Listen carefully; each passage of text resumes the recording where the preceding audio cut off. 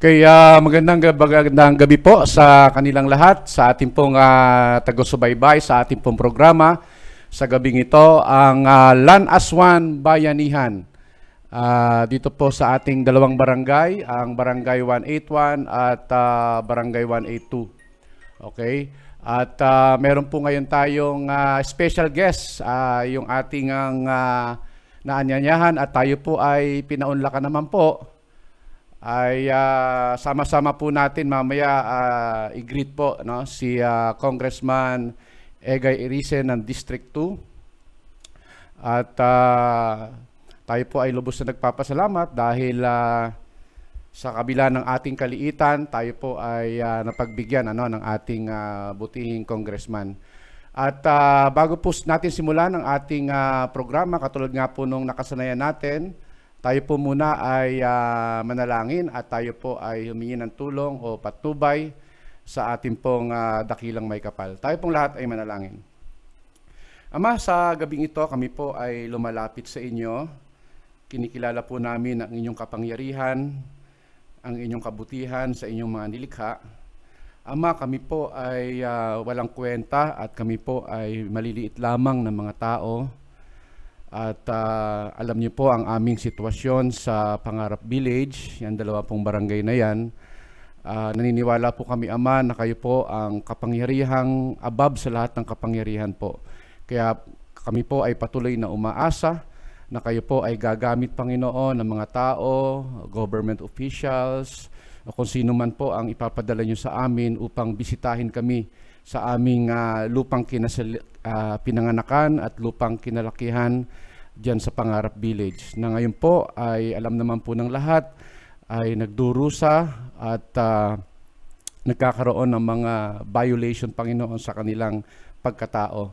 Kaya Ama, wala po kaming sawang pupunta po sa inyong awa at sa inyong kabutihan sa pamamagitan ng panalangin na ito. Kung kami man po, Ama, ay nagkaroon ng pagkakamali sa iyo, kasalanan, kami po, Ama, ay humihiling, Ama, na maawa po kayo sa amin at patawarin niyo po kami. Ang lahat po ng kapurihan at kadakilaan ay binibigay namin po sa pangalan ng aming Panginoong Hesus. Amen. Ayon. Meron po tayo ngayong 50 viewers, at hopefully tataas pa yan. Kagabi po, meron tayong mga lagpas 100, mga 120 plus viewers, active viewers, considering na hindi po tayo na nasipot ng ating scheduled special guest sana. Pero nandito po, nandito na po siya, naka-queue na. At kasama na po natin siya ngayong gabi. Ready na po ang ating mahal na Congressman Egay Ericen ng District 2 ng Caloocan City. Bibigay ko na po sa inyo, hindi na natin patatagalin. Congressman Egay Ericen. Magandang gabi po sa inyo, Congressman, dito po sa ating programa sa Lan Aswan. Good evening, Eric. Good evening sa mga nakikinig sa iyo, nanonood sa iyong program. Maraming salamat po na kami po ay napagbigyan niyo po ng pagkakataon para po kami ay makasama po namin kayo dito sa ating programa. Really appreciate po sa aming pong kaliitan. Kami po ay napansin niyo po, malaking bagay po sa amin yan. Thank you very much po. So, salamat sa pag-invite sa akin. So, ang una po nating pag-uusapan ngayong gabi ay yung alam naman po ng mga nakatira po sa Pangarap ay yung privilege speech niyo po sa Congress, po.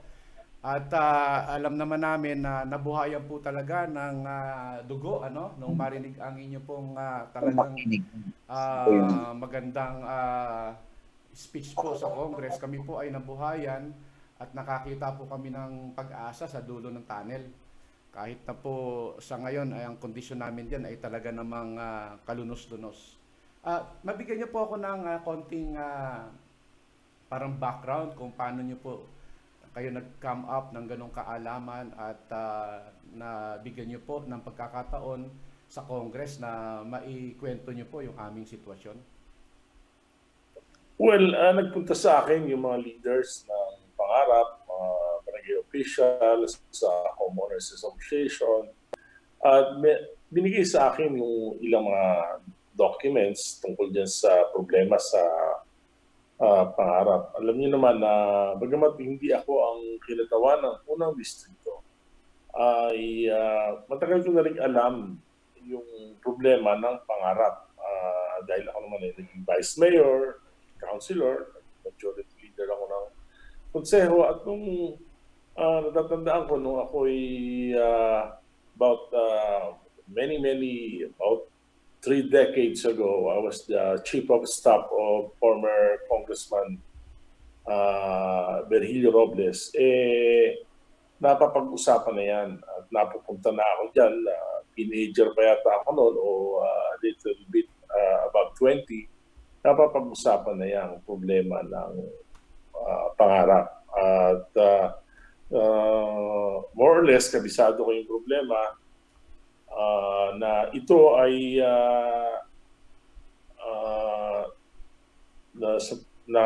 nakuha ng mga residente, natirahan ng mga residente sa pamamagitan ng isang presidential decree ni dating Pangulong Marcos noong panahon ng martial law noon, at na-award sa mga miyembro ng Malacanang Homeowners Association at natituluhan. Subalit nung pagkatapos ng martial law, nung pagkatapos ng panunungkulan ng dating Pangulong Marcos, may mga nagpetisyon sa Supreme Court at sinabi nga ng Korte Suprema na null and void ang presidential decree, kaya maibalik sa tunay na may-ari ang masabing mga lupa sa ang pangarap. At ito ay may mahabang story tungkol sa mga court proceedings. Subalit napag-aralan ko na walang basis yung ginagawang mga demolition dahil wala namang mga demolition order. Kung ang sinasabi ng Carmel Farms na sila ang tunay na may-ari, kinakailangan nila dumaan sa proseso ng pagkuha ng property sa pamamagitan ng dalawang bagay. For the informal sector, dapat may summary proceeding naman niya, ejectment. At for the formal settlers, sa mga awardees ng presidential decree, dapat yan dumaan naman sa proseso ng recovery of possession. Ngunit hindi dumaan dyan ang Carmel Farms at ang ginagawa nila ay ginigipit nila yung mga naninirahan dyan upang ika nga ay kusa nilang umalis o di kaya ay dinidemolish nila o sinusunog yung may mga allegation na ito yung sinusunog yung mga properties para makuha nila.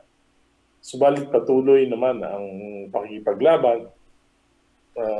Natural yung ipakikipaglaban ng mga, lalo na yung mga formal settlers, kung dahil lang sinasabi nila na sila naman ay yung mga lifetime investments nila dyan sa pagtatayo ng kanilang mga tahanan, hindi naman biro. Kaya kailangan ipaglaban. At ako ay talagang mahanga sa mga tagapangarap dahil napakahabang panahon na, pero patuloy nilang pinaglalaban yung kanilang pangarap na magkaroon sila ng tahimik na pamumuhay dyan sa pinaglaanan nila ng kanilang mga savings. So, kaya nga, dyan ako nagtataka, bakit hindi dumadaan sa proseso ang Carmel Farms? Bakit hindi sila mag-file ng ejectment in the case of the informal settlers, at ba't hindi sila mag-file ng recovery of possession of the property in the case of the formal settlers? So, yan ngayon yung tema ng aking privilege speech sa Kongreso kung saan hinihingi natin na imbestigahan talaga yung punot dulo nung bakit tayo nila dumaan sa proseso na gusto natin makita rin yung mga titulo na kanilang ipinipresenta o hindi ipinipresenta yata. Yan yung malaking question. Nasaan yung title na tunay na sila ang nagmamayari ng nasabing property. So, natatandaan ko rin na isa sa mga dahilan kung bakit nagkaroon ng presidential decree si Pangulong Marcos noong araw, ang kanyang allegation, spurious yung title ng Carmel Farms. So, dahil spurious ang kaya niya kinuha sa pamamagitan ng isang presidential decree dahil makapangyarihan ang Pangulo noong martial law. Pero water under the bridge, ito ay pinawalang bisa ng Korte Suprema. Kaya sa tingin ko, ang pinakamagandang gawin natin, talagang paimbestigahan ito sa Kongreso, tingnan natin kung ito bang lupa na ito ay talagang pag-aari ng Carmel Farms. Dahil doon sa mga desisyon naman ng Korte, wala,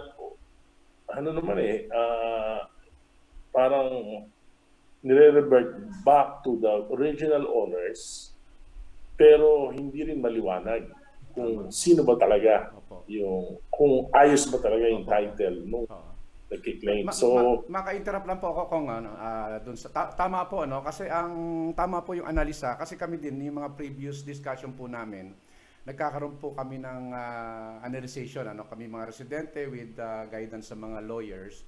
Ang nasasabi nga po doon, ang unang-una, yung sa GR 70484, ang petitioner po doon, sitwasyon lamang, no? At yung kiniklaim po na lupa doon is 8,000 square meter lamang. Wala po nga 1 hektarya. Opo, no? Ngayon, ang nababanggit lang doon sa presentation, yung mga titulong tatlo na nasabi, yung TCT 63603, 04 at saka 05, ano? Pero ang nagpipetition po doon maliwanag, hindi po ang Carmel. Okay? Nako-quote lang si Carmel dahil nga po yung may certain portion ng lot doon sa title na yon na ibinenta raw kay Tuason. Kaya po nako-quote, parang kinukwento, ano? Ngayon, nandun na, nanalo. Pero just the same, ang ibig sabihin yung sila Tuason, ang mother title niyan ay yung sa Carmel Farms. Tama po. Tama po. Ang simple lang, ayoko naman mag-prejudge, kaya natin pinaiimbestigahan. Gusto natin malaman. Yung bang mother title na pinipresenta, kung meron mga pinipresenta ang Carmel Farms ay tama. At yan ay mapapatunayan kung yan ay musisiin ng Committee on Justice ng Kongreso para maging malinaw yung claim na yan, yung counterclaim na spurious yung mother title na yan. So yan yung situation ngayon. Supposed to be nagkaroon sana tayo ng hearing sa Kongreso noong May 18, pero alam niyo naman nagkaroon tayo ng lockdown. So once na siguro after the SONA na, after July na magkakaroon tayo ng investigation dyan. So medyo nabinbin yung investigation because of the community quarantine. Pero ako, ang tingin ko dyan, simple lang, once and for all, para malaman natin, kailangan talagang mabusisi yan. So meron na akong mga line-up ng mga guests na imbitahin tulad ng sa Bureau of Lands, sa LRA, at marami pang ibang mga ahensya ng pamahalaan na makakatulong sa atin sa paghanap ng katotohanan. Ganun pa man, regardless of who owns that property. Ang mali, hindi dumadaan sa proseso ng batas. Yung pagpapaalis sa mga mamamayan ng pangarap. Ito ay dinadaan sa panggigipit at sa dahas. At yan ay walang puwang para sa isang lipunan na kumikilala sa batas. Tama po. In fact, ang Carmel Farms, ang tiniklaim nila, nalo sila sa Korte Suprema, dumaan sa proseso at maging yung mga mamamayan ng pangarap, bagamat napakamahirap,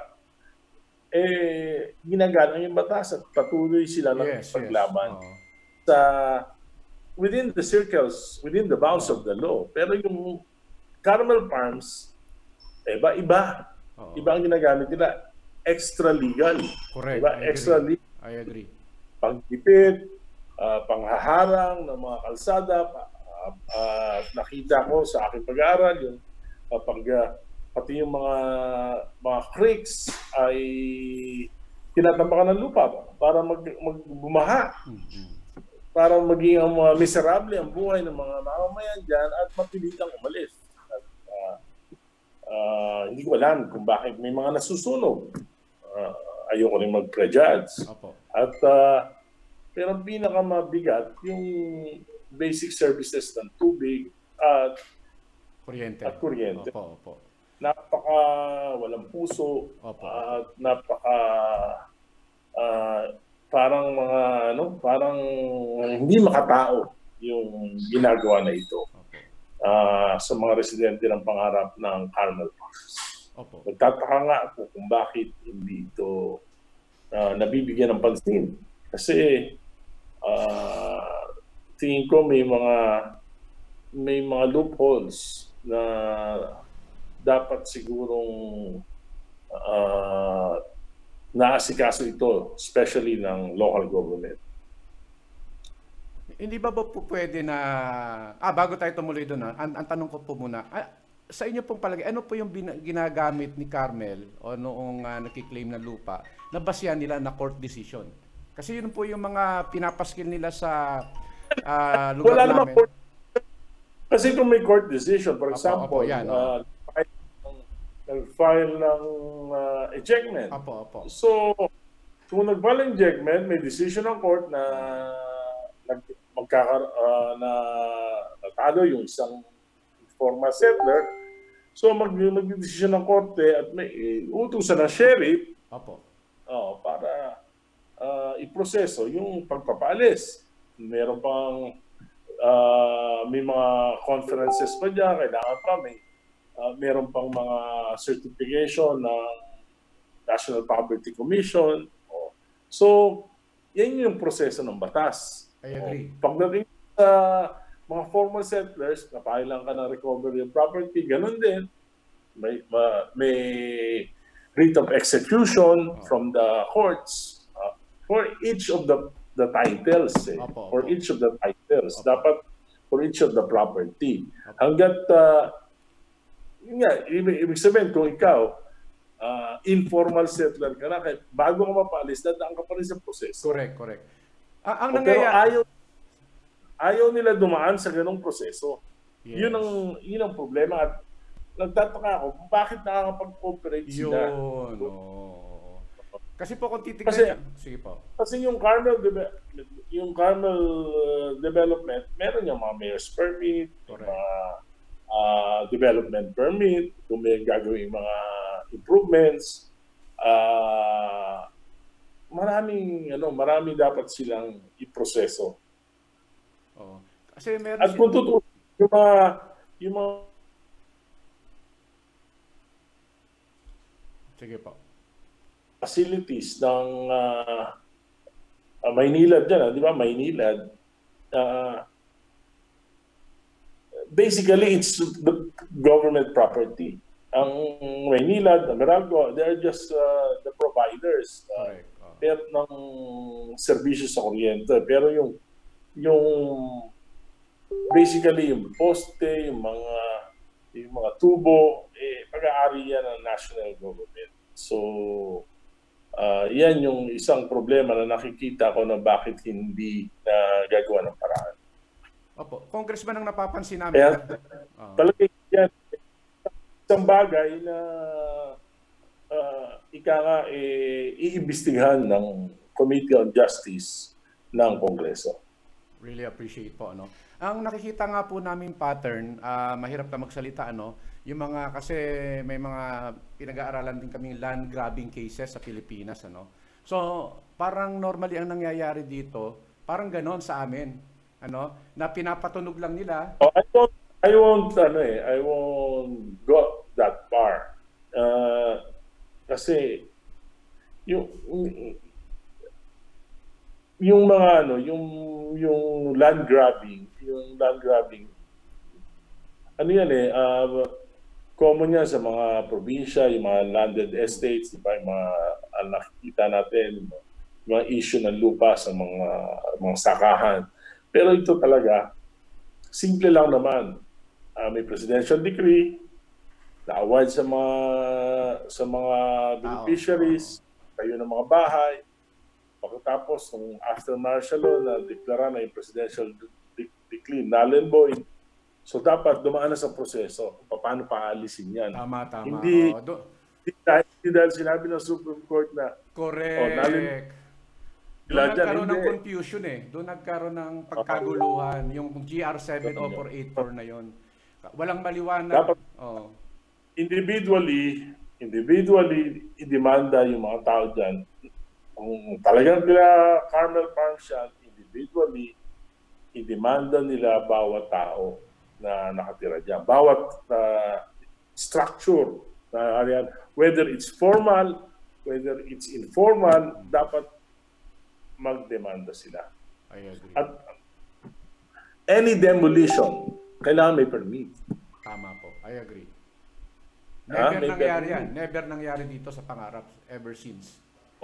May permit dapat yan. Never. Kung may demolition at walang permit, yan ay violation. At saka nag-guide ng demolition, hindi po yung sheriff o yung mga police na ano. Ang nag-guide ng demolition po dito, mga kaya nga, wala mga gwardiya. Courts that walang ano yan, walang basehan. Yes. At ika nga, sabi nga, may ano pa yan may mga conferences yan. Before any demolition, may mga conferences pa yan. May ano pa yan, may mga negotiation. Alam naman natin, pag may informal settler na alisin, whether it's private or government property, mag-uusap pa yan. Sige, bibigyan kita 1,000 o 10,000, umalis ka na dyan, para yung assistance, dapat may mga ganyan. Tama. Pero yan, wala. Yes, wala. Yung mga squatter nga po sa Estero wala. Sa Maynila, di ba? Hindi ko wala. Bakit nagagawa ng Carmel Farms yan? Di ba dahil sa pera o without interference from the local government. Correct. Tingin ko, may responsibilidad ang local government. I agree. We agree po. We agree. Na walang court order. Malinaw po yan. We agree. Kasi sabi nga nila, yung mga squatter nga sa Estero, di ba, bago tanggalan ng shanty house doon, nag-aano muna ang gobyerno ng lilipatan at saka trabaho.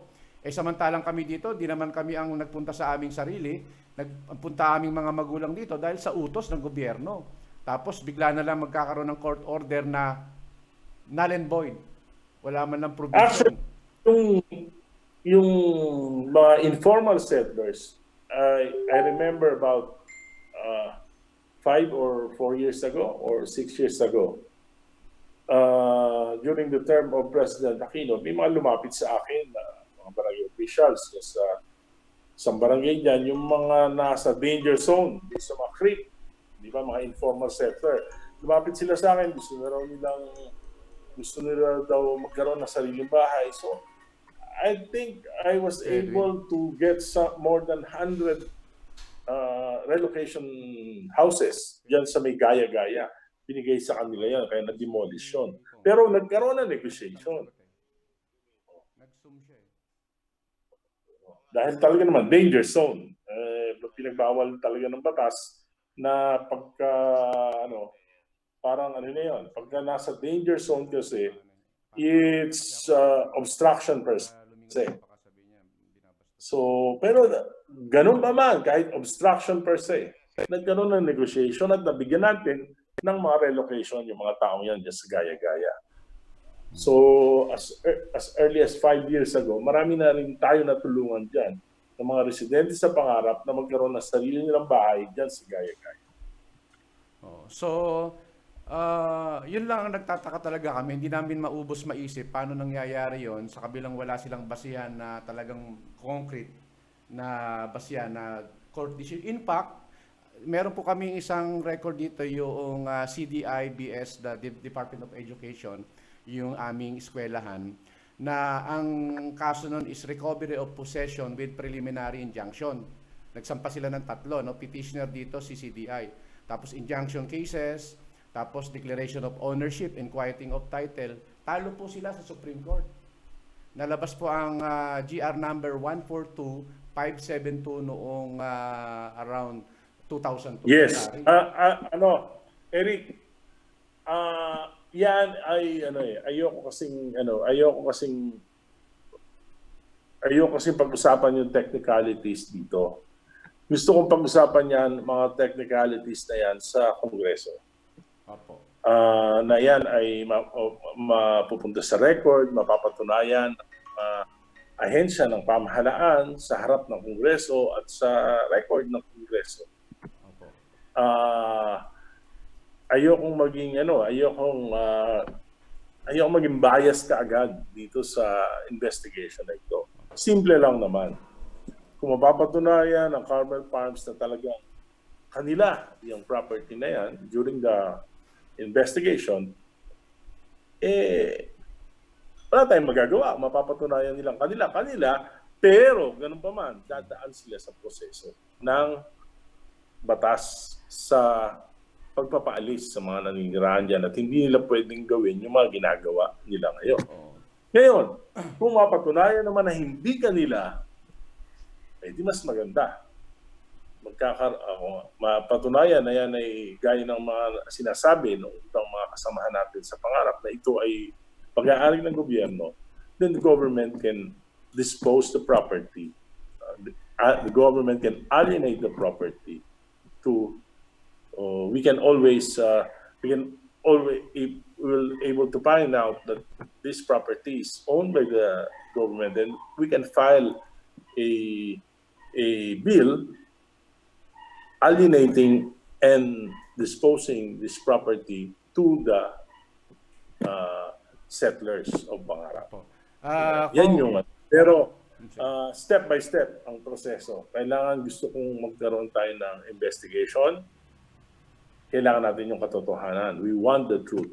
Whether it's owned by the Carmel Farms or their title is spurious, yan yung dapat nating malaman. Kung kanila yan, kailangan tanggapin natin. Pero kailangan nilang dumaan sa proseso ng pagpapaalis sa mga mamamayan. Kung papatunayan naman natin spurious at ito ay nasa gobyerno, nasa lupa ng gobyerno, then we'll have to go to the process of alienating and disposing this property to the settlers. Yan yung tamang proseso. Pwede po ba, Congressman, maaari po, habang pinag-uusapan yan nga, pwede ba stand down muna yung both parties na hayaan muna na buksan yung kalsada, i-provide yung mga basic, di ba? Well, that will be a part of the investigation. Para lang yan yung pumapatunayan okay. Wala pang desisyon. Wala pa pong desisyon. Wala pang final na desisyon. Yung habang nagkakaroon ng proseso, total di rin naman masabi na sa kanya, no? Yes, of course. We will do that. We will insist on that. Yun ang tingin ko. Yung pa lang, malaking parte na po yun sa mga tao. Kahit na hindi pa talaga nagkakaroon ng final na desisyon, para yung pamumuhay po nila ay makapamuhay sila ng maayos. Yun po ang pamanig namin. Kaya nga, Eric, ang mahalaga nagkataon lang dapat may 18 talaga yung schedule ng ating hearing, pero nagkaroon ng pinasang pagkakataon dito sa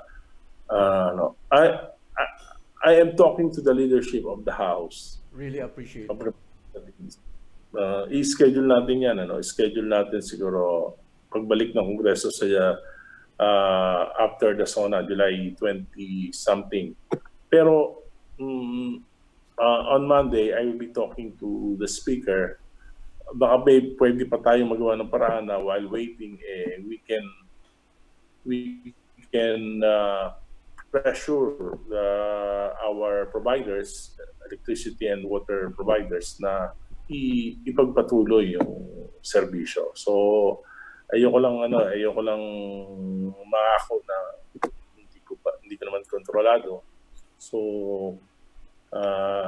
Monday mayroon kaming pag-uusap tungkol diyan sa bagay na yan. So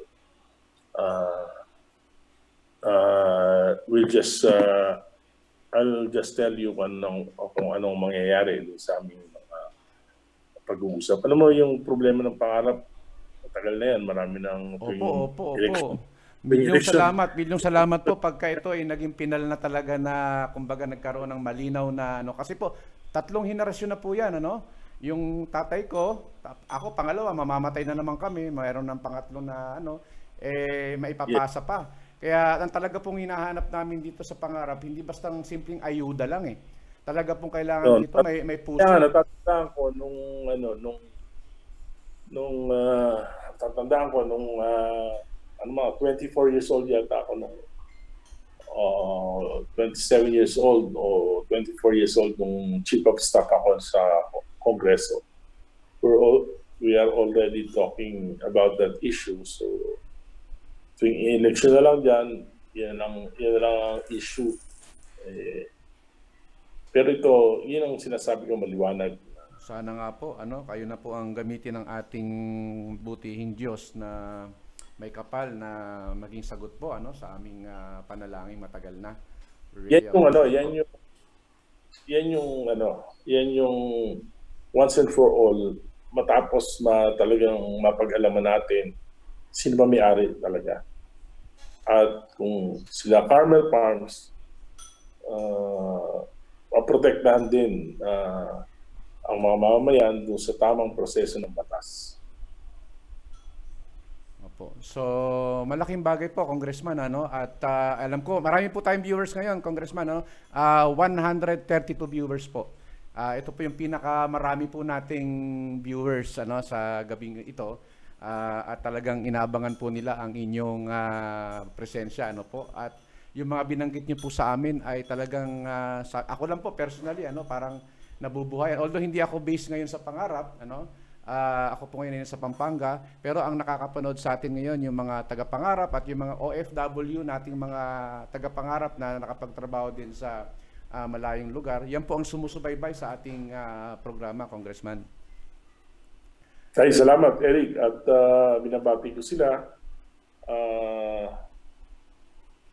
Once and for all, dapat malaman natin yung katotohanan dito. So wait for the investigation of the Committee on Justice. Tatapusin natin ito, yung investigation na ito.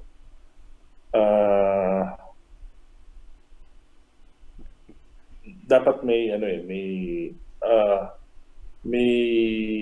kahantungan na. Opo. Yung siguro tanungin ko lang po itong tanong na to kasi may napanood po akong video. Pero alam ko hindi nyo masasagot kasi hindi naman kayo nagsalita. Pero ko lang yung parang reaction ninyo. Meron kasing isang lawyer, hindi ko siguro papangalanan, na-interview siya doon sa programa ni Tulfo, yung Action Pronto. City, basta may katungkulan siya sa City Hall. Ang sinasabi niya nung in-interview siya ng Tulfo Brothers, ang Pangarap Village daw ay pag-aari ng isang pribadong kumpanya at ang Pangarap Village ay pribadong pag-aari ng isang pribadong kumpanya. Yun po ang tugon niya. Wala naman tayong alam na... Hindi. Yun nga assuming assuming na ang kanilang interpretation pag-aari ito ng Carmel Farms, pag-aari ito, pero dapat dumaan pa rin sa proseso. So hindi dapat pinuputol ang tubig, hindi pinuputol ang kuryente, at hindi nagde-develop ng walang development permit. I see. Opo. At hindi pwede magdala ng mga high-powered powered M16, meron po kaming mga video diyan. Lahat yan dadaan dapat sa proseso ng City Hall. Opo. Dapat kailangan may mga permit yan, yung security agency. Opo. So, di ba may kasabihan tayo, you cannot fight City Hall. Opo. Nalulungkot lang kami kasi yung mga tao nagsasabi nun, galing po sa City Hall, mga empleyado ng City Hall. Ewan ko lang yung kumpanya na sinasabi niya kung butante doon sa lugar, at bakit ang giya Hindi naman importante kung butante o hindi. Ang sinasabi natin yung kung ano yung tama. Opo. So, just for humanitarian purposes. Dapat hindi naman inaano yan. Kung hindi naman natin mapipigil kung yung niwala ng bawat isa tungkol dito sa kaso na ito. Pero ako, naniniwala ako, hindi kayo pwedeng paalisin dyan kung walang court. Lahat kayo dyan, hindi pwede kayong... kaya nga ginigipit kayo para umalis kayo ng kusa. Inaalisan kayo ng tubig, kuryente, inaharangan yung mga daan nyo para umalis kayo ng kusa. Yun na nga po talaga nangyayari at it seems to be mukhang effective yun na ginagawa nila. In fact, hindi nang nangyari sa pamilya ko, kaya kami ngayon nandito sa Pampanga. Ayaw nilang dumaan sa proseso. Hindi ko alam kung bakit. So, siguro alam din naman na siguro yan. Opo. So, sige po, Congressman, siguro yun na lang po muna. Maliwanag naman ang dating. 4 minutes po yung ating time remaining sa ating Zoom kasi free lang po yung Zoom natin. Pwede po ba ako magbasa ng mga katanungan ng ating audience sa gabi pong ito? Sige po. We'll try to answer. Marami po kasing nagme-message, hindi ko po maharap kasi ako po yung broadcaster, ako rin po yung operator dito Home base lang po yung amin. Opo. Ito si Kuya Edwin tumatawag Dali Kuya Edwin? Kuya Edwin, sige, gusto mo i-live kita? Nandito si Congressman Egay. May sasabihin ka? Gusto mo may sasabihin ka? Ano 'yon? Ang problema kasi si Congressman nasa Zoom siya ikaw nasa phone. Dapat naka-Zoom kayo para doon magkarinigan. Mahirap ito. Anyway, ang importante ano yung tanong? Tanong. Kuya Edwin, ano po yung si Kuya Edwin po ay siya po ang presidente po ng MAHAY o Malacanang Homeowners Association, Kuya Edwin. Okay, sige, para we can entertain more questions. Sabihin mo yung mga tanong at sasagutin na lang natin. Kuya Edwin, tanong.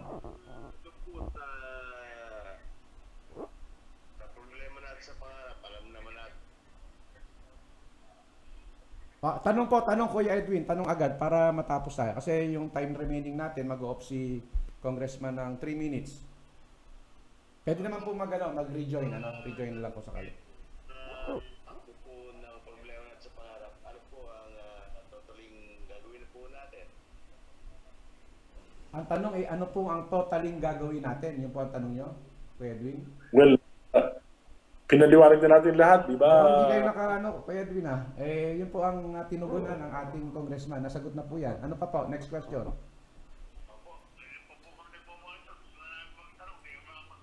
Sorry po kasi wala tayong platform. Dapat nasa Zoom. Wala bang Zoom si Kapitan? Si Kapitan Bren? Di pasok kayo. Pwede kayo. Wala kayo dito. Nag-send ako ng invites doon sa asawa ni Kap.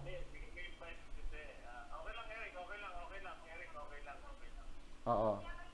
Nag-send po ako ng invites doon sa misis.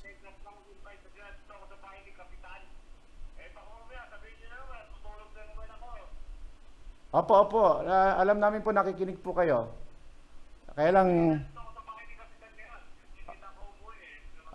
Opo, opo. Sige Kuya Edwin, may nagtatanong pang isa, no? Ito po ay tanong naman po ni Kapitbahay Glenn.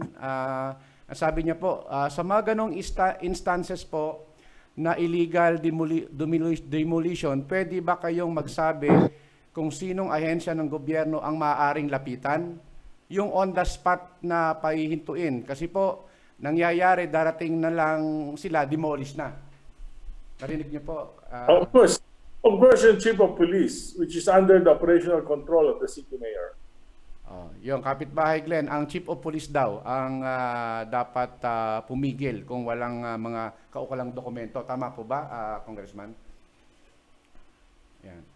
Yes, of course. Mapuputo lang po tayo, Kong, at ikukunik ko rin kayo kasi less than a minute na lang. So, any other question doon po sa ating mga nakasubaybay? Meron po tayong 129 viewers ngayong gabi. Sa mga kapitbahay natin, sige, send nyo lang po yung, mga katanungan ninyo. Sino to? Si Rosemary. Nagpapabati lang. Mamaya na po tayo sa bate. Sayang po yung oras ni Congressman eh. Doon na po tayo sa mga katanungan agad na gusto niyo pong itanong. Doon sa ating nakasubaybay ngayon sa Zoom. Sino ba to? Si Ate Mayet? Tsaka si Kuya Julio? Kuya Butch? I-unmute ko kayo Kuya Butch, nandiyan ba kayo? Ate Mayet? Ate Mayet, pakitap po yung yung icon ng speaker para makapagsalita kayo. Tap to speak. Tap to speak niyo po. Ate Mayet? Kuya Butch? Ate Mayet, Kuya Butch, yung inyo pong kailangan nyo i-unmute. Sayang po yung oras natin. Okay? Tawag po ulit ako na yung na yung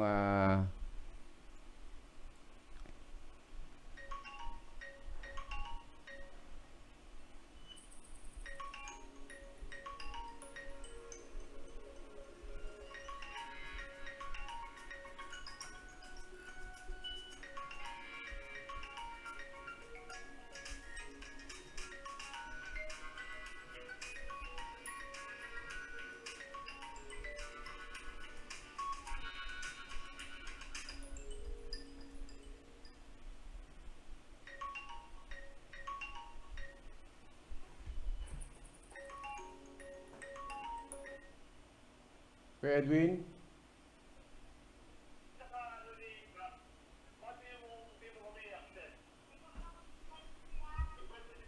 Ano po yan? Automatic accept po yan. Automatic accept. Pagka nag-join po kayo, automatic po yan.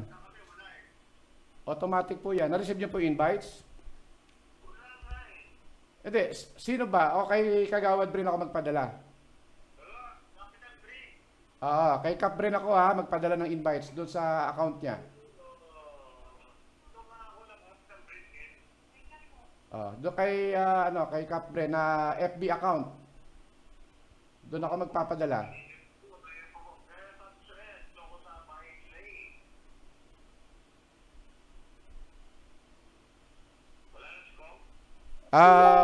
Naubos na yung pero magpapadala ulit ako ng invites. May limit kasi ito May limit siya. So papadala ulit natin. Papadala na ulit natin ng invites. So, ayan. Ito po, papadala ko na. Ayan. Yan na yung bago. Okay? So, padalan ulit natin ng invite si Kong.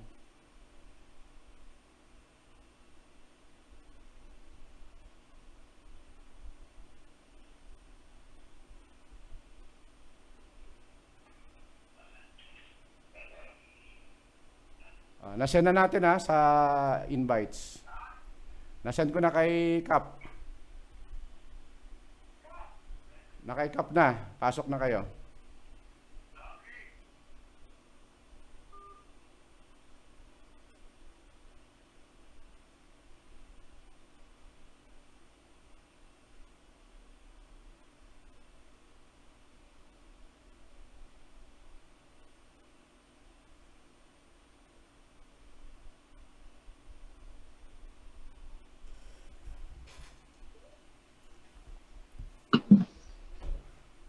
Hello?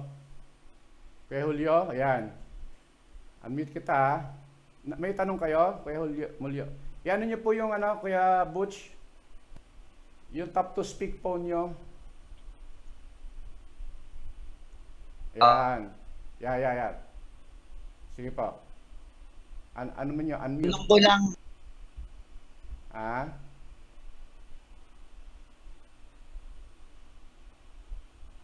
Hindi po kayo marinig. Wala pa si Kong Egay na ubos na yung ating load. Antayin po natin siyang pumasok. Okay? okay. Antayin natin siyang pumasok. Nag-send ako ng invites. Antayin natin siya makapasok. Okay? Kung sakasakali ba, Kuya Butch, ano itatanong niyo? Ano po ba tanong niyo kung sakasakali?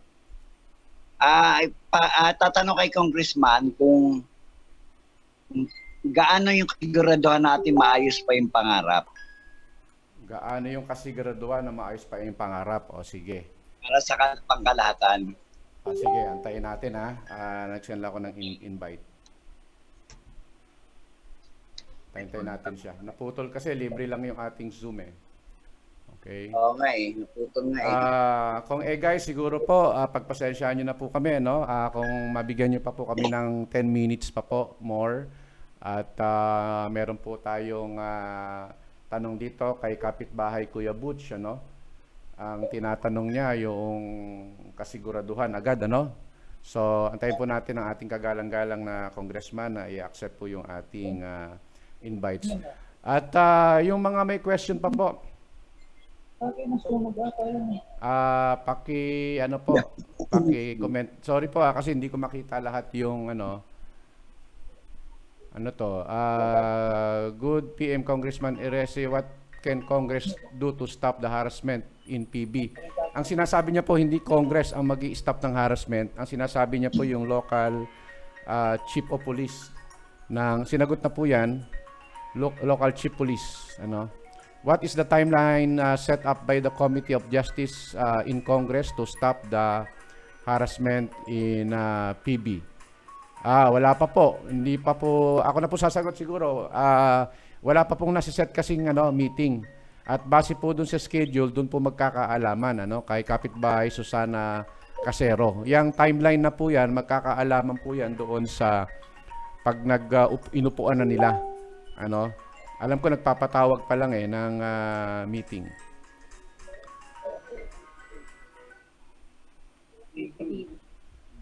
Hello? Ayan.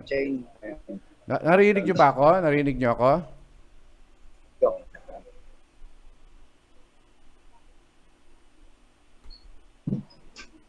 Ayan. Tayo natin si Kong kung papasok pa siya. Kong, antay lang po kami kahit 10 minutes pa po kung okay.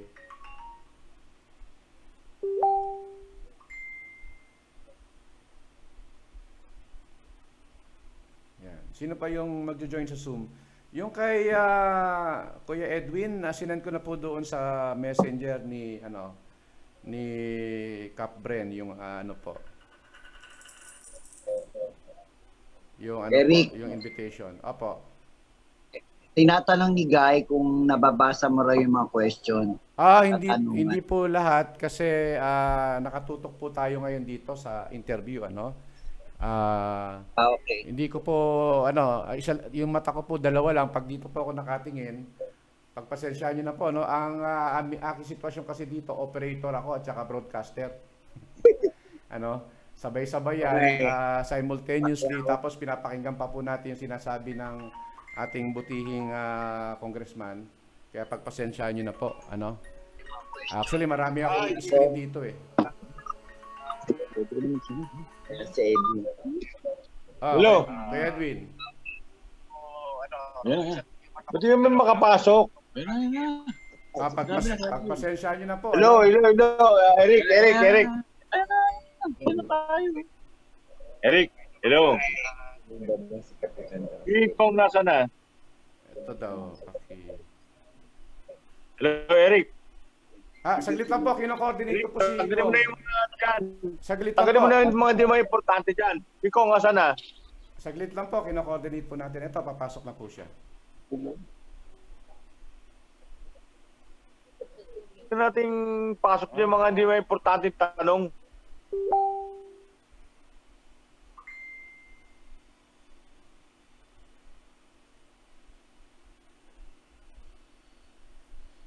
Magandang gabi po. Magandang gabi po, Kong. Andiyan na ba siya? Inaayos pa natin, Kuya Edwin, ha? Pasensya na kasi ako lang mag-isa dito. Wala tayong mga staff, no, na nagko-coordinate. Ako lahat po ang Pupunta ako dyan bukas, Eric, para gumagawa samahan po kita. dito, ano? Ako lang po mag-isa, one-man band po ito. Pagpasensyahan niyo na po. Pupunta kami bukas ni Cap dyan. Dali mo kami sa Palawan.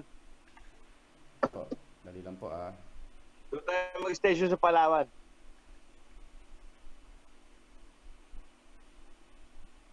Eric, Opo, are ito. we live now? Live po kayo. Narinig po kayo ng 116 viewers natin. Narinig po kayo. Okay.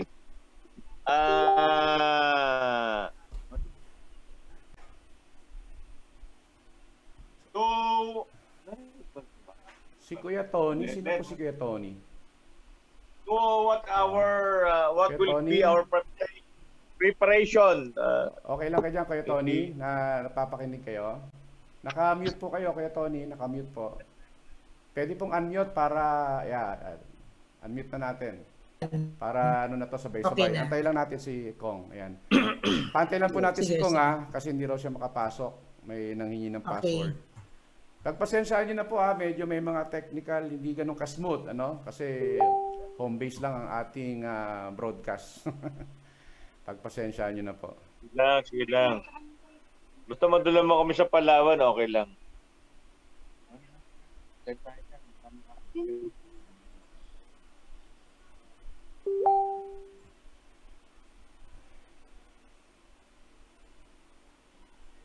Antay natin si Kong.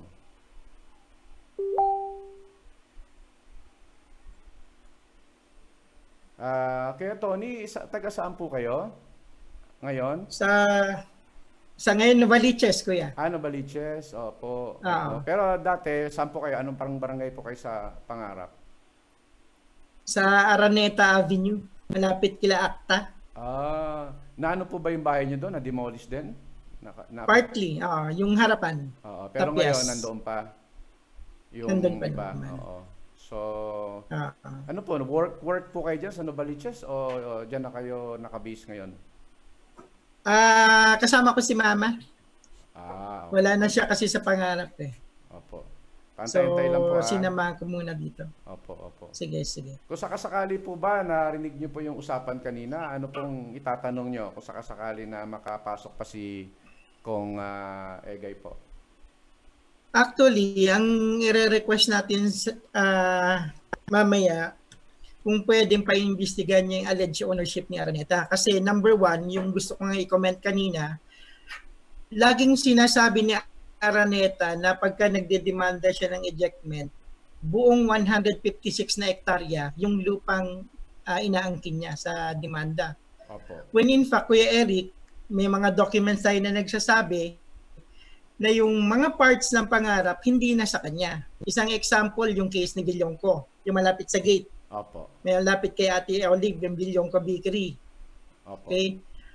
Meron na siyang notice of demolition nung nilapit sa akin yung case niya. Tapos, ginawa ko, nagpunta kami sa LRA, tapos kumuha kami ng subdivision lot plan, then pina-identify ko kay Villonco kung anong lot siya dun sa may subdivision lot plan sa LRA. Tapos sinabi niya lot 2, then punta naman kami sa Register of Deeds para i-request yung titulo ng lot 2. So lumalamas doon, Kuya Eric, 1965 pa lang, nabenta na ni Araneta sa isang soft drinks company yung lupa na yun ni Villonco. And yet, etong year 2000, dinidemanda niya si Villonco ng ejectment. Hindi na nga sa kanya yun. So dapat, hindi na siya yung right party in interest. Ngayon, nung nagpunta kami sa Malacanang, nakausap namin si Pangulo sa pangunguna ni Ate Rosemary Villesa. Ang sabi ng Pangulo sa atin, Tony, igalang natin ng Supreme Court decision. Opo. So, sa Supreme Court decision, yun ang dapat nating sundin. Ngayon, nasabi ko naman kay Pangulo, mas maganda po yan, Madam. Kasi sa Supreme Court, ang nanalo po si Roman Tuason. At hindi party guilty si Araneta nung case na yun ni Roman Tuason. So dapat yung nagdedemanda sa aming mga tagapangarap si Roman Tuason po, hindi si Greggy Araneta, hindi ang Carmel Development. Tama, no? So yun sana i-request natin na isama sa congressional investigation. Tingin ko po masasama sigurado Na hindi yan. na talaga sa kanya yung part na yun ng pangarap eh. Nabenta na niya karamihan yun eh. When in fact, nabenta niya o hindi, wala rin siyang proof ng ownership. Pero sabihin na natin, sige, sabihin natin na sinasabi niyang owner siya. Pero dito sa case ni Roman Tuason, malinaw na itong party na to, nabenta na niya kay Roman Tuason. So dapat, si Roman Tuason na nagdedemanda sa atin, hindi si Greggy Araneta. Yun lang naman ang point ko. Opo, tama po. Magandang tanong yan, ano? At tingin ko baka maisama rin, ano? Pero antayin natin si mas maganda si Kong ang sumagot o si Kong ang makaalam talaga para Okay. direkta, ano? Bakit kaya hindi siya makapasok?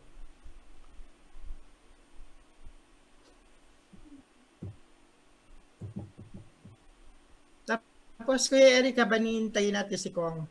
Yung right of way ba ng pangarap, yung Araneta Avenue, nabenta na ba yun doon sa LRT o MRT na kinoconstruct? Hindi ko po alam kung anong status. Ewan ko si Cap Bren kung... Kasi isa pa yun eh. Kasi kung nabenta na yung right of way, lalong hindi na siya yung dapat nanghaharang sa gate. Kasi nabenta na niya yung party na yun sa ibang grupo. Oo, tama. So pagka nabenta na niya yun, dapat yung nagtatayo ng MRT, LRT, sila may-ari ng right of way na yun, dapat papasukin nila tayo kasi hindi naman sila si Araneta. Yun lang naman yung isa ko rin na point. Tama. Meron pa tayong mga katanungang iba dito. Hindi lang po makapasok si Kong, antay-antay lang. Yung isa namang katanungan, ang sinasabi naman dito ay basahin ko lang po ayan, sino ba ito nagpadala? Pasensya na po, kasi ang dami kong ito, si Rhea Abiliar Bio, ang sabi niya, Sir Eric, pwede po ba pakitanong na lang kay Kong Iresi na magkakaroon na ba ng kuryente bago magpasukan sa August 24? Kasi sabi ng DepEd is online schooling daw ang need ng mga student. Dapat may kuryente na po dito para naman maging maayos ang pag-aaral ng mga anak namin. Thanks. Ayun. Ito pong mga panapanahong schedule na to na parang aking pag-unawa dito. Kasi po ang ating butihing congressman ay remember 2nd district po siya. Hindi po siya sa first district po kasi ang Pangarap Village ang sakop. Itatanong natin kung meron po siyang kapangyarihan po dito sa ganitong mga usapin, Kasi aking pagkaalam, parang mayor po yan, mayor directly ng city o kung kailangan gumawa ng batas yung congressman ng first district. Okay? So anyhow, itatanong po natin kung makapasok po si Kong.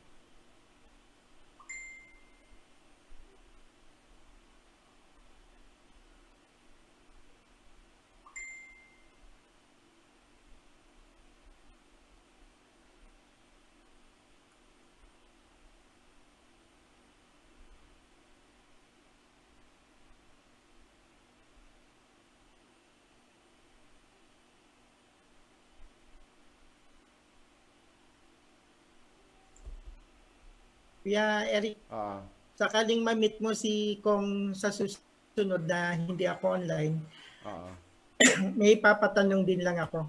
Kasi nung kasagsagan ng vigil natin sa gate ng Pangarap, sinusulong ni Recom yung reversion.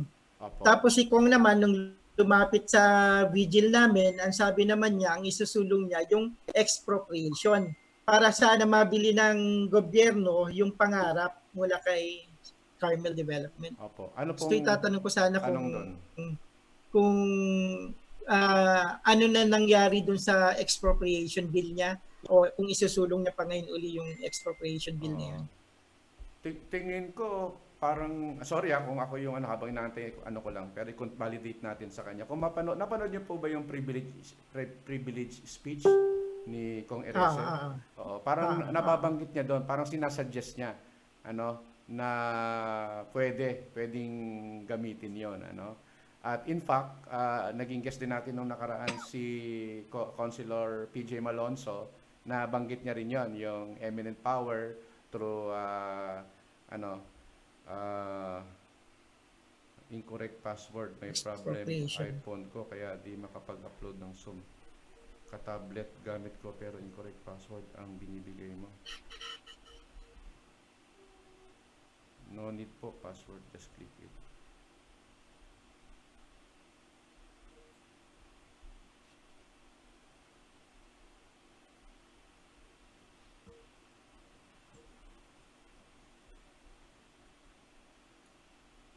No need po password, Congressman. Just yung inano ko pong link sa inyo sa Viber, i-click nyo lang po yun. Directly po kayo pupunta sa ating meeting.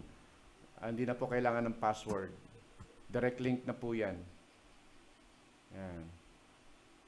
Sige. Pero kung nangangailangan man ng password, kung sakasakali man, ito, try nyo po ito. Ito po yung password. Pero kasi kayo, di ba, nakapasok kayo, wala namang password. Tama ba? Tuloy-tuloy lang. Kinlik nyo lang yung link. Tama ba? Sa akin, kuya, pagka-clinic ko yung link, tapos magtatry siya mag-connect. Pero napansin ko, pagkasama yung Facebook, hindi niya kaya mag-connect. So, magbibigay siya ng option na connect through browser. So, pag yun ang pinili natin, maghihingi ng password. Pero pag hindi natin pinili yun, hindi na siya maghihingi ng password. Parang nahirapan si Kong Egay Kumunek eh. May hinihingan daw siya ng password. In fact, wala namang password.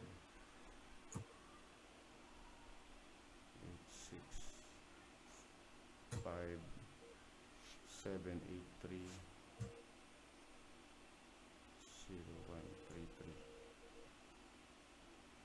0133 865 7830133. Pass.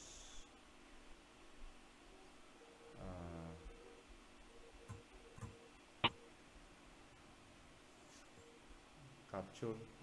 So pass is 7.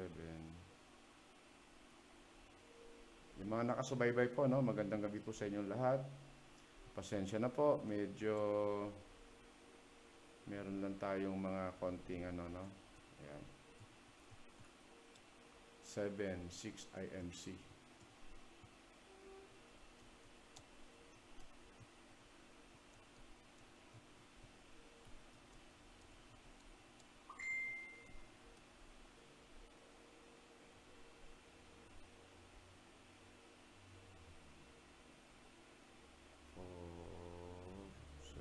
Five 793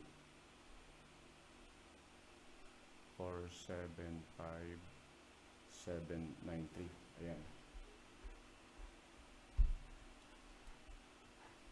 Ano po kayo? Nag-send po kayo ng picture. Click to open. Join browser. Kasi kay Kong ito hindi ko siya mag-guide, nag-error nga dyan, Pero normally, tinry ko nga normally kiklik lang yung link. Hindi naman dapat mag-password pa. Kung may naka-install na Zoom. Basta may Zoom app dun sa phone or sa tablet. Rekta na yan Rekta na yan. Sa akin, trinay ko, nung nag-exit ako sa Facebook, tsaka lang gumana yung Zoom. Hindi na siya nagbigay ng option na join from browser. Hindi yata kaya ng internet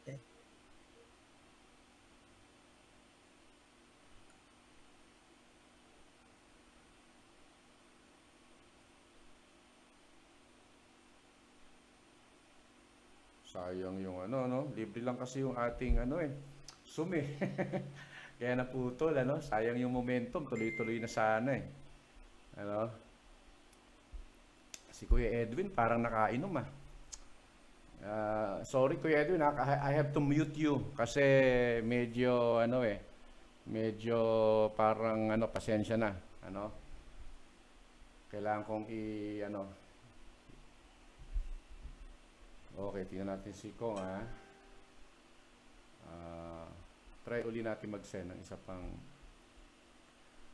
ganito siguro, i-off ko muna para for the sake lang, Kuya Butcha, pasensya na. I-off ko muna, tapos create ako. Ayan na. Ayan na si Kong. Yan, Kong, welcome back. Ayan. Welcome back, Kong. Pasensya na po, Kong, kung medyo late na, no? Nagkaroon tayo ng Ayan.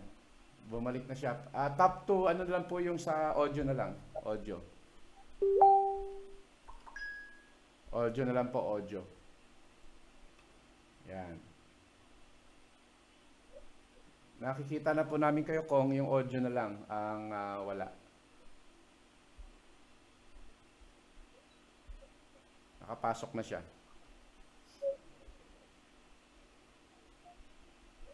Ayan, hello.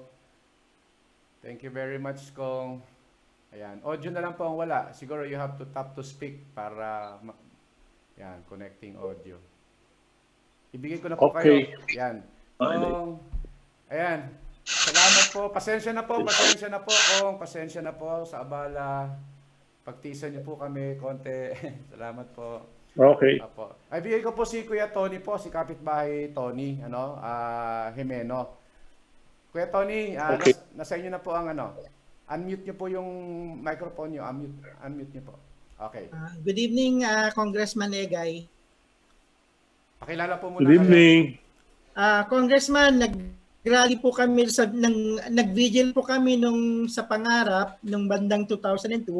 Tapos kayo po yung isang sumuporta sa amin dun sa gate ng Pangarap. Then nung mga panahon na yon, sinusulong po ni Congressman Ricom yung reversion. Pero bandang huli napahamak pa lalo kami doon, no? And at that time din, sinabi nyo na sa inyo naman isusulong nyo yung expropriation. So itatanong ko lang po kung itutuloy po ba itong expropriation na to o anong status na po? Well, kasi dalawa lang ang pwedeng mag-expropriate, national government and local government, Pero yung national government, siyempre nasa nasa pangulo yan ng bansa. Sa local government naman nasa mayor yan. Ayun, malinaw po, Kuya Tony. Malinaw po. Mayor and the sangguniang panlungsod ang expropriation. Of course, kailangan ng pondo, baka hindi naman kaya. Depende yan sa sitwasyon. Depende sa mga priorities ng local government. Depende rin sa priorities ng national government. Pero siguro pinakamaganda, dahil nga may mga allegations na spurious yung titulo ng Carmel Farms, to malaman natin yung katotohanan sa pamamagitan ng isang investigation sa Kongreso. Para kung talagang kanila, then we can move forward to another platform. Okay.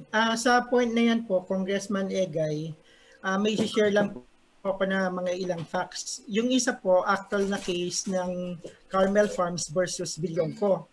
Si Billonco po nandoon malapit sa gate natin. Tapos nung hiningi pa niya yung tulong natin, nandoon na siya sa degree na sa level na for demolition. So ginawa ho namin, pumunta kami sa LRA para kumuha ng subdivision lot plan, in-identify namin yung lote niya.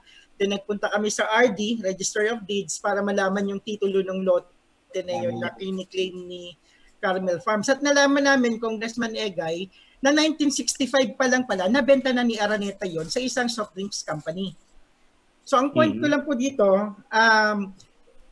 laging claim ni Araneta na pagka nagpa-file siya na ejectment cases, buong 156 hektarya ng Pangarap ay kanya, which is mali. Kasi kung titignan natin sa case ni Roman Tuason versus Register of Deeds, yung party na yon naibenta na niya kay Roman Tuason. Kaya nga sabi ko kay Pangulong Gloria that time na bumisita kami, dapat, sabi niya kasi ni Pangulong Gloria, dapat Tony, igalang natin ang Supreme Court decision. Sabi ko naman, mas maganda, madam, kasi kung igagalang natin yan, lumalabas sa case po ng Supreme Court na ang kalaban dapat namin na nagpapaalis sa amin, si Roman Tuason, hindi itong si Greg Araneta. Yun po isang point.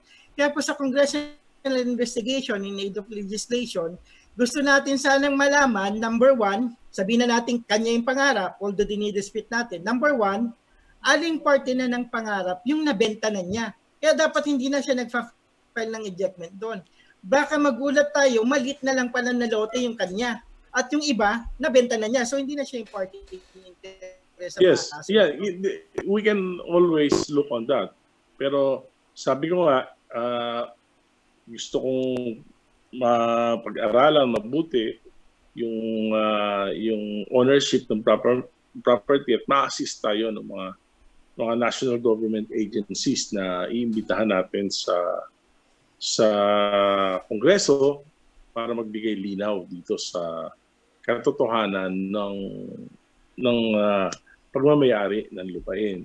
Pero whether it's owned by Carmel Farms or not, sa proseso, dapat susunod sila doon sa proseso ng batas. Kung kanila talaga yan, so dapat mag-file sila ng ejectment, mag-file sila ng recovery of property. Ano yan, individually. Dapat bawat bahay. Diba? Pagka informal, wala informal settler, file sila ng ejectment. Pagka naman formal settler, file sila ng recovery of property. So, doon sila dapat dumaan at hindi nila dapat ginagawa yung panggigipit at sa mga mamamayan. So, yan yung ating purpose doon sa ating investigation. Na hindi naman malabag yung karapatan ng pang-tao ng mga mamamayan ng panganap. Yun nga po kasi walang court order yung mga ginagawa ni Araneta ngayon. Isa pa, Congressman, yung right of way po ngayon ng LRT or MRT ni kino-construct sa atin patagos papuntang San Jose del Monte, nabenta na ba yung right of way na yun? Kasi kung nabenta na, ang tanong, may karapatan ba siyang pigilan pa yung pagpasok ng mga tao kung dadaan doon sa right of way na yun? I mean, kailangan pa ba niyang harangin kung hindi wala ko alam right kung natuloy na yung kanilang pag-uusap dun sa bentahan na yun. Kasi hanggang ngayon naman hindi pumapasok, di ba? Nakita naman natin na pagdating doon sa parte na yun, mukhang hindi pa naman nagkakasundo. Ang balita ko lang, hindi, I am not sure, I'm not very sure, pero balita ko, hindi nagkakasundo yung MRT 7 owners at Carmel Farms. Kaya hindi pa nakakapasok. Yeah, maganda sana kung nandito rin si Mayor Oca kasi siya ang mas makakasagot ng tanong na to. Number one, binabayaran ba ni Araneta yung amilyar? Especially nung Araneta Avenue. Yan simula nung umpisa hanggang ngayon, binabayaran niya ba ito? Kasi kung hindi naman binabayaran, bakit hindi kumikilos ang lokal na gobyerno? Ito lalo na si Mayor Oca para ilitin na yung lupa na yan kung hindi binabayaran yung amilyar. Yun ang kailangan na masagot. I am not in the position to answer that question. Ayun. Maliwanag po, Kuya Tony. Any yes, other Kuya Eric. questions na dala-dala niyo po? Papakulan natin si Kong Egay ng mga 5 minutes pa kasi mag-11:30 na. Si Kuya Butch na lang muna, Kuya Butch. Ano po yung question nyo kanina? Paki-unmute po yung yan. Sige po. Tinatanong ko lang kung ano talaga yung tamang kasiguraduhan yung ilang percent ba tayo makakasigura makuha natin talaga yung ating pangarap. Kasi atin talaga yan eh. Yun yung tanong ko kay Congressman. Paki-direct po kay Congressman, nakikinig po siya, Kuya Butch. Ayan. Ma'am Butch, kailangan natin iimbestigahan para malaman natin yung katotohanan, para malaman natin ang direksyon nung pinaglalaban ng pangarap. Kasi ang may mga allegation, yung inyong asosasyon hanggang ngayon hindi naman tumitigil sa paglaban sa korte tungkol doon sa pagmamayari. Ang allegation, ito ay hindi pag-aari ni Carmel Farms, ito ay pag-aari ng gobyerno. So once and for all, malaman natin. Dapat naman ay tanggapin naman natin ang katotohanan. Halimbawa na Oo naman. na sa pag-aaral ng Kongreso talagang kanila, wala tayong magagawa. Property nila yon. Pero dapat silang dumaan sa proseso sa pagpapaalis sa mga mamamayan. May mga dapat silang i-file na mga kaso para mapilitang umalis yung mamamayan at hindi malabag naman yung karapatan ninyong legal. Ngayon, kung mapatunayan naman na hindi kanila, then may proseso naman na dadaanan. Kailangan naman makumbinsi natin ang halimbawa national government property. Kailangan makumbinsi naman natin yung national government property to make the pangarap alienable and disposable to actual settlers. Yan yung mga proseso. Pero, Congressman, mula po nung una-unang binagsak yung bahay namin dyan, pagkagiba sa loob ng Malacanang Park, dyan na po ako tumanda. Pero malinis po namin nakamit, na ibigay, binayaran, nagbayad ng taxes. Kaida na... Naniniwala po ako dyan. Naniniwala nga Sana- po ako dyan. Katunayan na talagang sa amin po sana talaga yan. Sana po makabalik. Alam ko naman na yan ay binayaran ninyo mula sa pamahalaan sa national government sa pamamagitan ng presidential decree. Ang problema nga lang yung panahon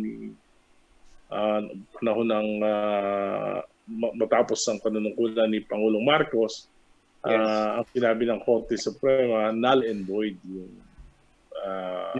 yung presidential decree.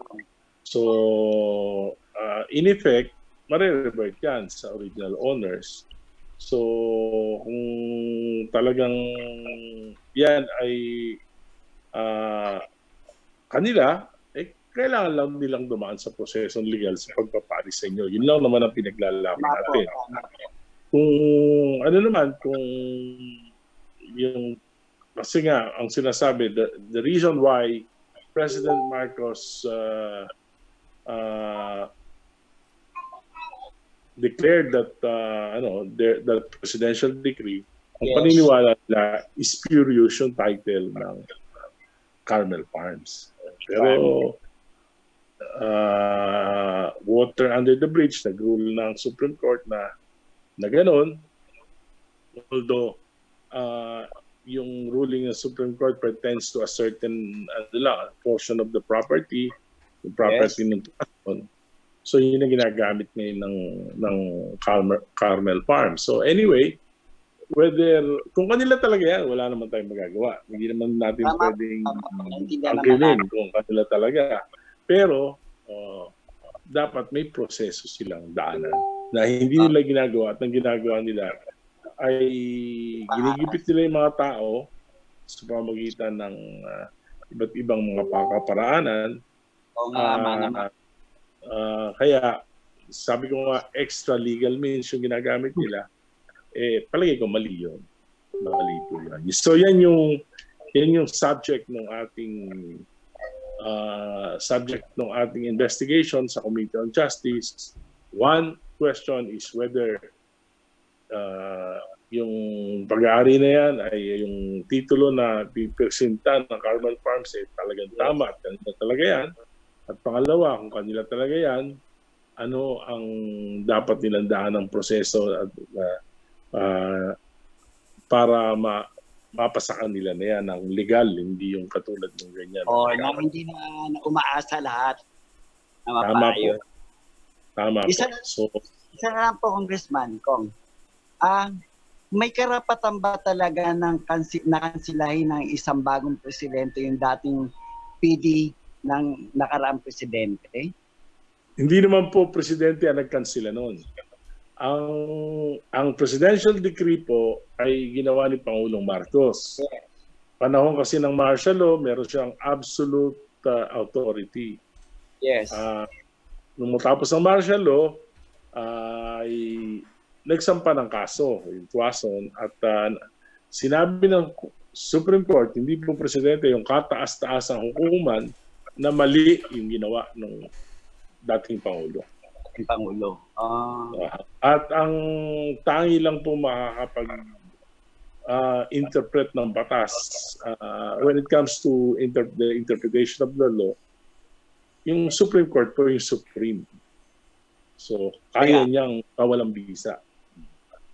Hindi po yung hindi po yung pumalit sa kanyang Pangulo. Hindi Pagkakaintindi ko po kasi nung panahon na 1993, doon na kami nagka-problema ng husto.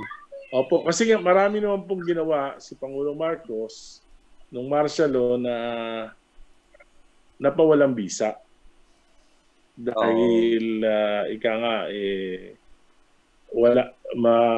nilalabag yung ating saligang batas. Opo. So nakasama kami doon. Nakasama kayo doon. May Kasi po, halimbawa, kung panahon ni Pangulong Marcos, kung duda siya sa pagmamayari ng Carmel Farms, dapat dumaan sa proseso ng korte. Hindi siya dumaan. Ginawa niya, dineklara niya na lang. One-man rule kasi nun eh. Dictatorship, di ba? Kaya nagawa niya yung pwede niyang gawin ng mga panahon na yon, pero nung wala na siya, nako-question na yung mga gawain yun. Sige po, maraming salamat ko. Thank you, Kuya Butch. Okay. Dalawang tanong na lang po dito sa ating naman po, viewers. Pagbigyan natin yung mga viewers natin. Kong, pasensya na po. Dalawang tanong na lang. From Josephine Cesar Palmario, sabi po dito, in case may final decision tungkol sa case natin, BSCDI, at tayo ang nanalo, it is deemed right and necessary na pagbayarin ang CDI o ang Araneta properties sa lahat ng perwisyo, lives lost, properties wasted, etc. na dinulot nila sa atin sa loob ng napakahabang panahon. Narinig niyo po, Kong? Masyado pong presumptive eh. Huwag muna tayong judgmental ngayon. Okay. Yan. So, pangalawang tanong po, kay Kagawad Emmanuel Liorca, sabi niya ni Kagawad Liorca, Kong Egay Iresi, pakitutukan ang libo-libong galon ng tubig ng Maynilad. Nasasayang at tumatapon na tubig dahil ayaw ipagalaw ni CDI Araneta ang sirang tubo ng Maynilad at maibalik na ang aming Meralco connection. Hirap na po kami. From Kagawad Liorca po. Sige po. Titingnan po natin ang magagawa natin. Gaya na sinabi ko, we are in the legislative branch of the government. So all we can do is to ask the executive branch to look into, to help us para po sa bagay na yan. Pero yan po ay kasama rin naman po yan yung this privilege speech na ginawa ko po sa Kongreso. Kasama po yan na ating pinaimbestigahan kung bakit nagagawa na maputol ang kuryente at maputol ang koneksyon ng tubig, bakit nagagawa ito. So, yan po. Kasi po, may mga allegation pa na sinisira ito. So, ito po yung government property. So, crimen po yung destruction of public property. Tama po. So, maraming salamat po kung kagalang-galang na Congressman Irese, guys, sa inyo pong unlock po sa amin. Hindi na namin po kayong kasi mag-11:30 na po. Napakarami pong nag-join po sa ating gabi na mga active viewers po ito. Kaya baka bukas 2,000 na agad ang views neto or more. Sa huling pananalita na lang po sa ating mga kapitbahay sa Barangay 181 at 182, ibigay ko po sa inyo ang pamamaalam sa pamagitan ng huling salita. Kong. Maraming salamat, Eric, sa pag-iimbita. maraming salamat sa pakikinig. At wala naman tayong ibang dahilan dito kundi lumapit po yung mga residente na gusto ko lang po linawin na lumapit sa akin yung mga residente ng Pangarap. Ayoko na at sa tingin ko naman po kung may magagawa tayo, bakit naman hindi sa abot na ating kakayanan. Gusto ko linawin to dahil baka sabihin ako po ay tumatawid ng distrito, tumatawid ng distrito. Alam niyo naman po, ang congressman po, kahit naman hindi sa Caloocan, kahit sa ibang lugar, may nakikita tayo kukulang, pagkakamali o mga naapi, kahit saan lugar, pwede naman pong tumulong ang isang kinatawan. Gusto ko pong linawin yan. At sa aking panunungkulan, this is my 10th year as member of Congress. Noong 2001 to 2004, naging congressman na po ako. Tapos 2013 hanggang ngayon. So, 10 years na po yan. Meron pa po akong natitirang huling dalawang taon.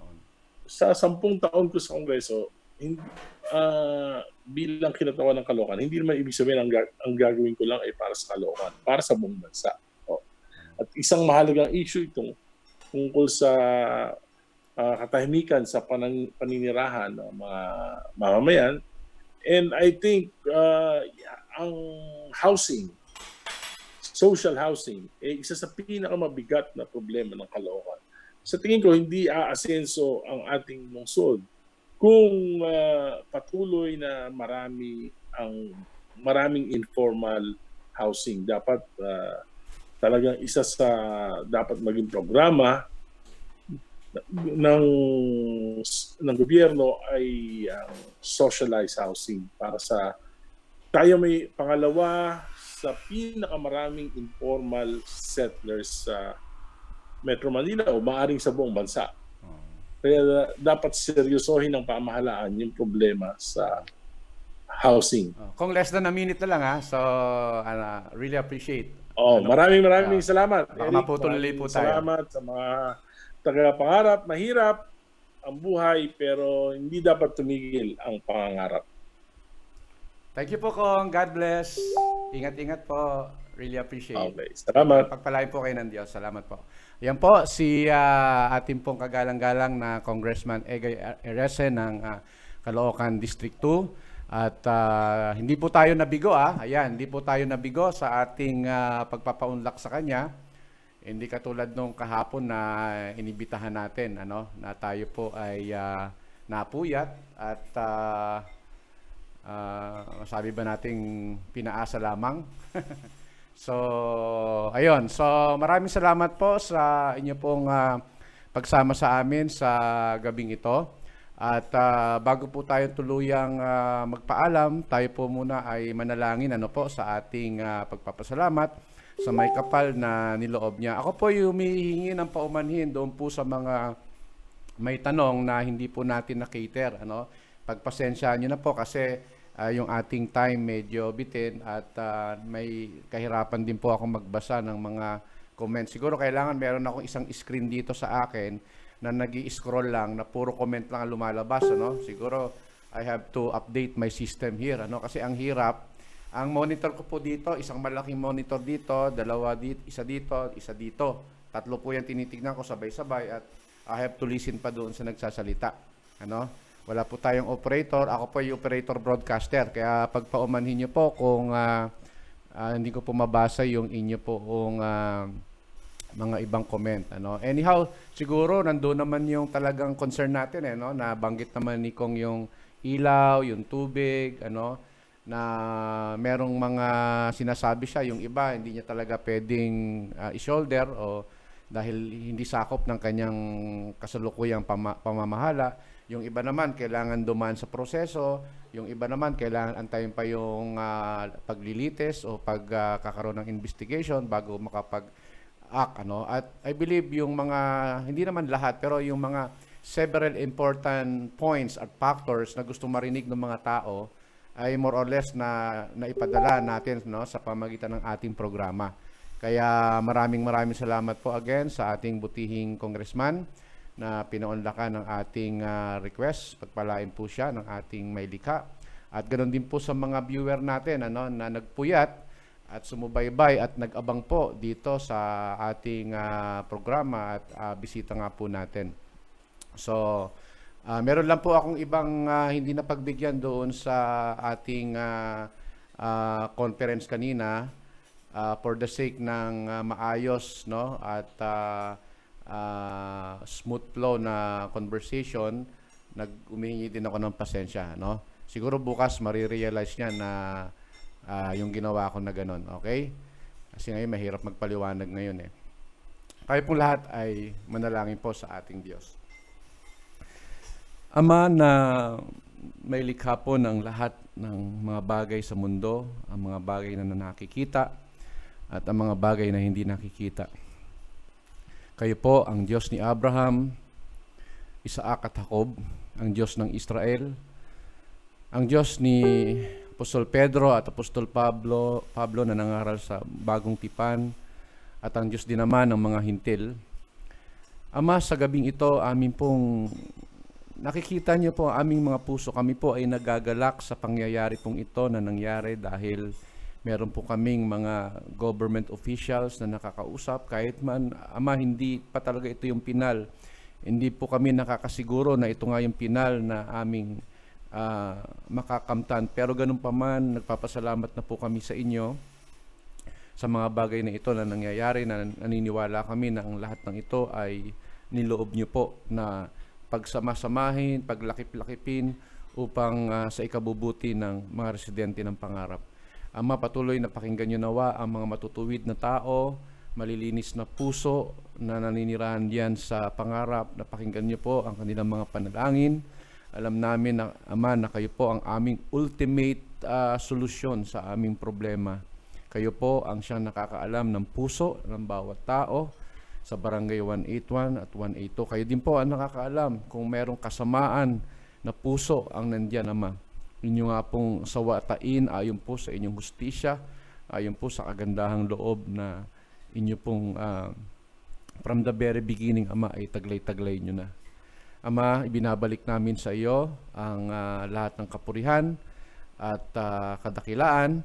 At ganun din po aming special guest, Ama, na si Kong Egay Irice. Pagpalain mo siya, Ama, ingatan sa lahat ng kanyang ginagawa, kanyang buong sambayanan, ang kanyang mga plano na inyo pong igawad. Kung makikita niyo po ito ay makakatulong sa karamihan, kayo po ang gumawa ng paraan upang ito po ay maisakatuparan. Lahat ng kapurihan at pasasalamat ay sa aming Panginoong Yesus lamang. Amen. Okay. Good night po, good night sa ating mga viewers. Kung loloobin, see you po tomorrow uli. Salamat po sa Diyos, salamat sa Diyos. Ang kapurihan po ay sa Diyos lamang, hindi po sa tao. Thank you, thank you, thank you. Good night and God bless. Don't miss any Wish exclusive videos. Click here to subscribe.